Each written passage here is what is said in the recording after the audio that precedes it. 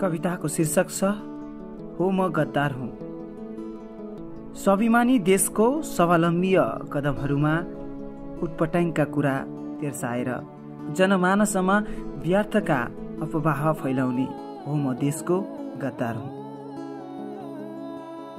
भल बाढी, हावाहुरी, भूकम्प, अनेकौं प्राकृतिक प्रकोपहरू जिउने अनेक रहर भएर पनि अकाल मृत्यु भएका ती निर्दोष बेवारिस लासहरू हाहाकार र चित्कारले गुन्ज्यमान आकाश, यसबेला प्राप्त हुने सरकारी राहत अनेक बहानाले सुटुक्क गरी आफ्नै भण्डार भरेर जनमानसमा अन्यलता भरेर आफू नुनुको सोझो हुन खोज्ने हो म देशको गद्दार हुँ। सिमानामा हरदम खटिरहने देखिरहन्छु म सिपाहीहरू।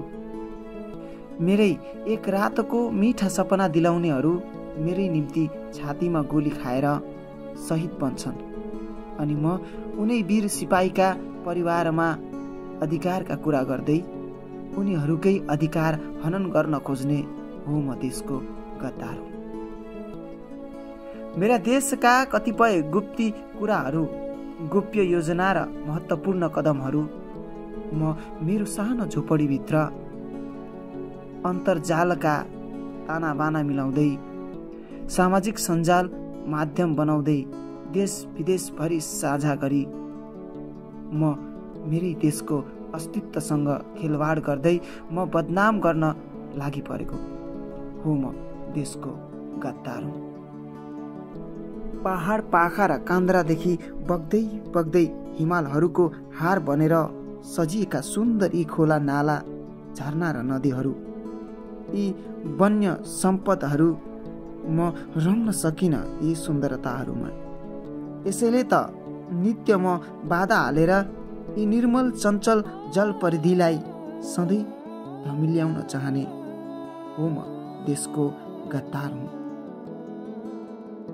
मेरा बाले देखाउनु भएका पसिनाका मूल्यहरू अनि आमाले सिकाउनु भएका संस्कारका विषयवस्तु पर पन्साएर भौतिक सुख सम्पदामा रम्न हिँड्दै पश्चिमी सभ्यता अपनाएर मेरा पौराणिक मान्यतालाई उपवास गर्ने हो म देशको गद्दार हुँ।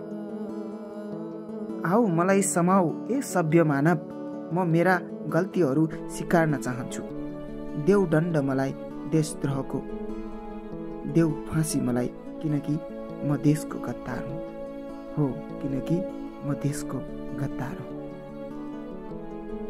उत्कृष्ट कविता पठाउनु भएको छ कवि प्रेम नेउपाने प्रहर, रुमकेत सिक्किमबाट। उहाँले यस कविता पठाएर साहित्य समाज पेजसँग जोडिनु भएकोमा हामी साहित्य समाजको तर्फबाट हार्दिक आभार व्यक्त गर्दछौँ।